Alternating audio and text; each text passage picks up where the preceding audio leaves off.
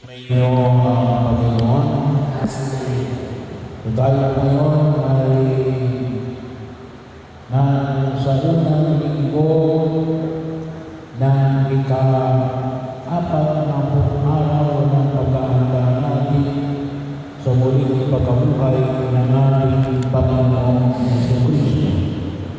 Kung tawagin natin ay Kwaresma, galing sa salitang Quarenta.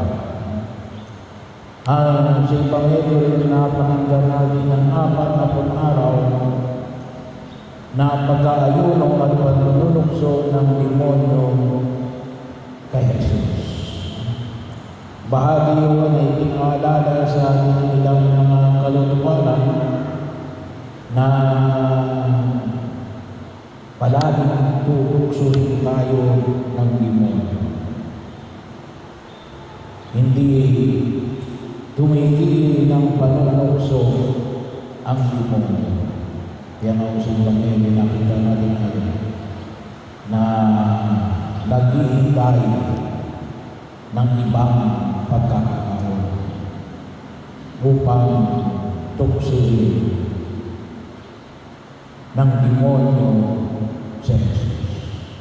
At ito nawa, huwag natin kalimutan, hindi mo napapagod ang demonyo na manukso sa atin.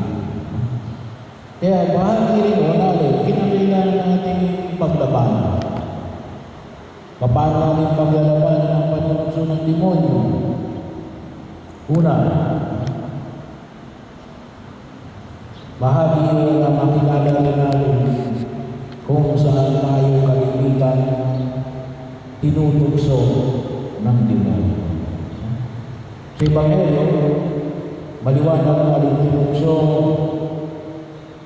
sa Jesus ng demonyo sa tatlong. Una, kayamanan. Gawin mo tinapay ang mga bagong ito. Pangalawa, ay kapangyarihan. Ibibigay ko ang lahat ng kaharian na ito. Sambahin mo lang ako. Pangatlo, katanyagan.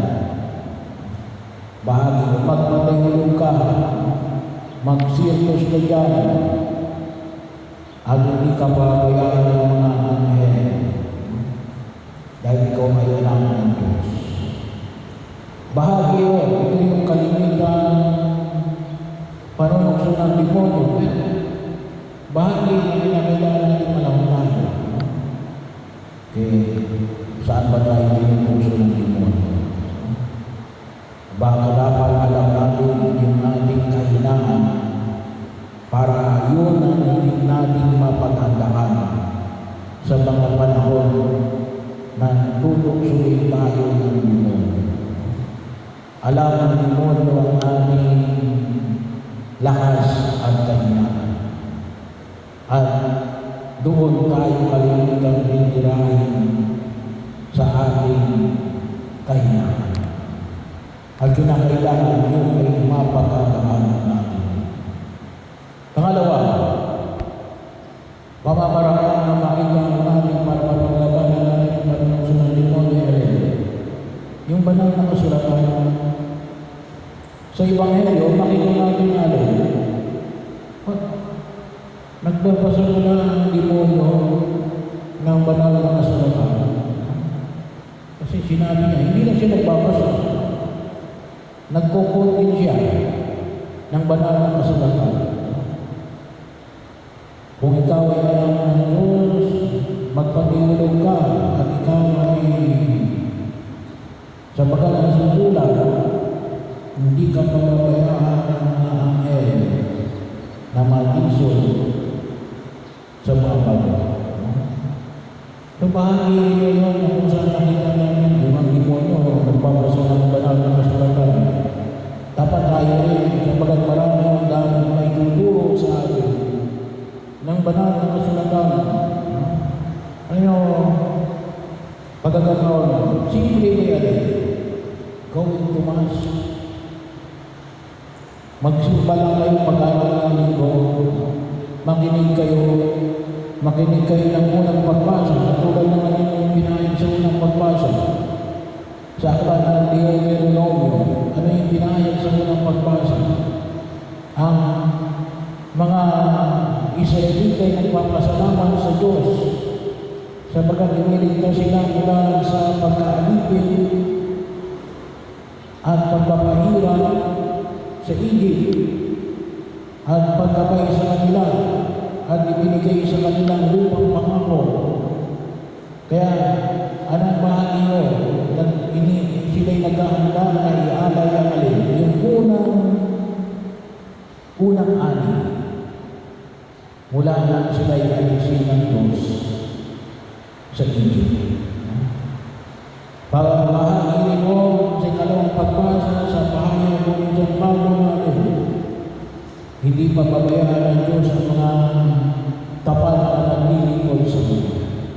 O sa Ebanghelyo na nakita natin alin, na sa Jesus ay umalis sa Jordan at tinukso at dinala ng Espiritu Santo sa ilang para magayuno at magsulit ng demonyo. So, bahagi yun. Sana po makapag-nilay tayo. Kahit na wala yung humiliya, sabi nga, makikinig lang tayo sa loob ng pagpilino ng misa, ay hindi lalo na kung kayo ay magbabasa ng Biblia sa inyong bahay o maging sa inyong cellphone, hindi kaya sa internet. Maraming nais na ituro sa atin ng Diyos. No? Sapagkat napakahalaga o na kung saan ay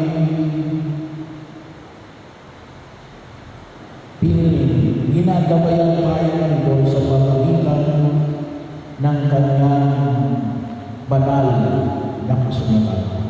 Kasi kahit nangaw sa ilang pagmamahagi ng pagkilos sa konsumusin, makita natin na nagsasalita ng Diyos sa gitna natin. Pero pinamula tayo sa banal na kasunatan. Pangatlo, pahayag ko na para tayo ay tunay na malalabanan natin ang panunokso ng demonyo. Ano yun? Katulad na narinig natin si Panginoon si Jesus ay nag-ayuno 40 araw.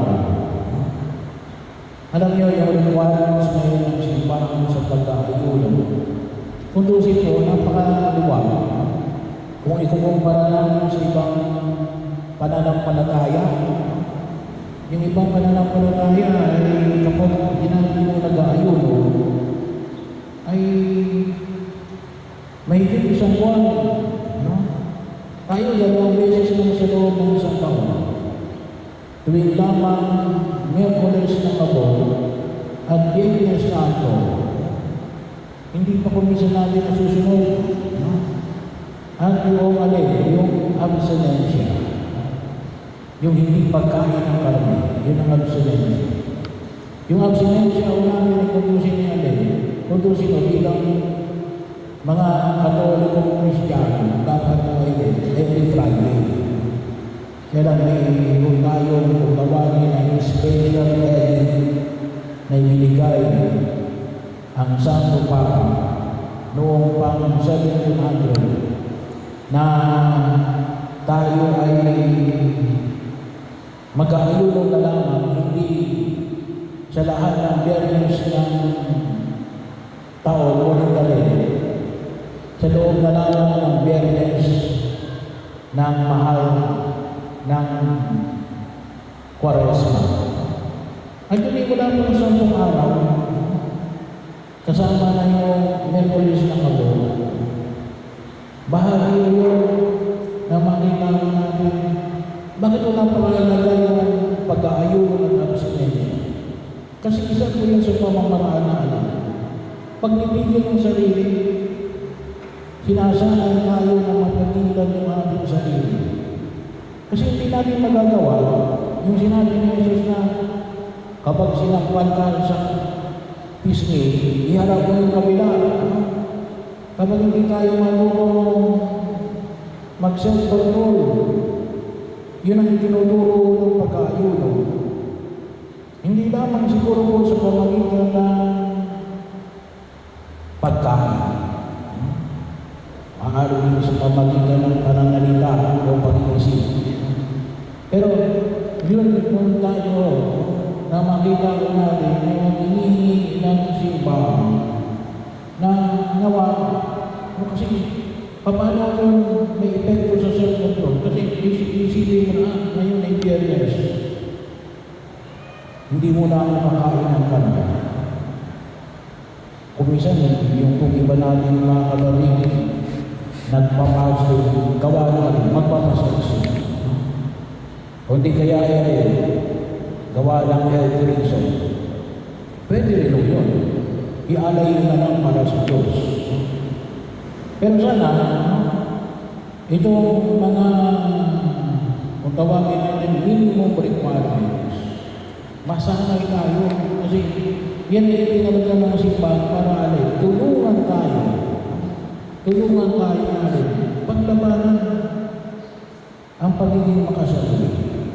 Sa kalinitan ng kasalanan ay ang ugat niya pagiging makasarili.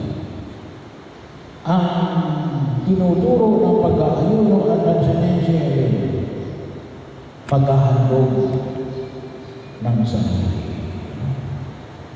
So yung tatlong ito, bahagi ito, marami pang iba na makita ko natin na tayo ay para labanan ang panunokso ng demonyo. Pero nawa sa pamagitan ng tatlong ito, makita natin una, maging mula tayo kung saan tayo kalimitan tinutugso ng demonyo. Bahagi rin na kung saan makita. At kung sakali mang nagkamali tayo, mangumpisal tayo. Sayang yung pagtanggang natin sa kanito ng umpisa. Kaya po sa March 20, ang lahat ay inahanya sa umpisa ng bayan sa ganap po na ikalima ng hapon. Araw po yun ng Huwebes. Pangalawa, ay napakahalaga yung pagdinilay, pagbabasa ang pag-aaral ng banal na kasulatan. Maraming nais na itulong sa atin upang mapaglabanan natin ang panunokso ng demonyo. Pangatlo, paanyaya na kung saan alay ay matutunawa tayo magtimpi ng sarili, lalong-lalo na sa pamagitan ng pag-aayuno at abstinensya.